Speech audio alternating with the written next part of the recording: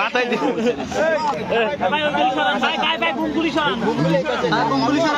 এই যে তুমি ক্যামেরা ধরো ভালো করে।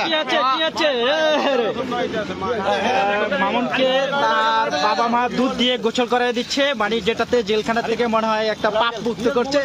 পাপ মোচন এই যে তুমি ক্যামেরাটা ভালো করেই করো, জীবনে সব পাপ মোচন। হ্যাঁ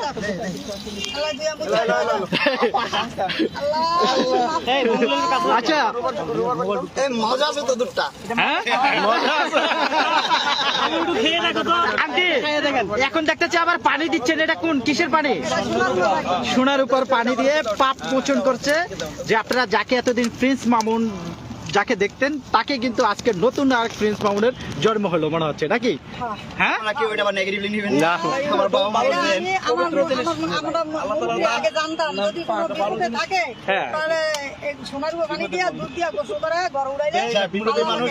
আমার আম্মু অনেক সময় অনেক কথা বলে ফেলে ভুল করে। আপনারা এটা আপনারা নেগেটিভলি নেবেন না। আপনারা একটু আমার মার কথাগুলো একটু নরম ভাবে নেবেন। অনেক সহজ সরল বুমগুলো কাছে নেন ভাই।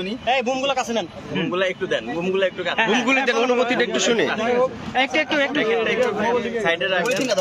আরেকটা কই মেহেদি বুম আর বুম ধরছে তো। হ্যাঁ বলেন। আচ্ছা আমি যেটা বলতেছিলাম, এইসব বিষয় নিয়ে আপনারা আবার হাসি ঠাট্টা করেন না।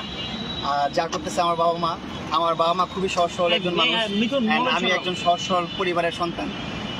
অনেক ভুলই করছি আমি। আমার বয়সটা মাত্র 20। আমি 13 বছর বয়স থেকে যেহেতু স্ট্রাগল করি, অনেক ভুল ত্রুটি করি। আপনারা ক্ষমা সুন্দর দৃষ্টিতে দেখবেন। অ্যান্ড আমার মা অনেক কথাই বলে ফেলে, চিন্তা ভাবনা করে আমার ছেলের ভালো হবে, আমার ছেলের উপকার হবে। কিন্তু ওইটা যদি আপনারা নেগেটিভলি নিয়ে নেন, ওইটা যদি আমার অপকার হয়ে যায়, সেটা আপনারা একটু খেয়াল রাখবেন, দোয়া রাখবেন আমার জন্য। এটাই আপনাদের কাছে। আচ্ছা মামুন ভাই, একটা ছোট্ট প্রশ্ন ছিল। সকাল থেকে আমরা বেশ কয়েকবার দেখলাম যে লায়লা এসে এখানে অপেক্ষা করছেন। তো এরকম যদি কোনো পরিস্থিতির সৃষ্টি হয় বা ভালোবাসার টানে তার কাছে ফিরে যাওয়ার কি কোনো সম্ভাবনা আছে কিনা?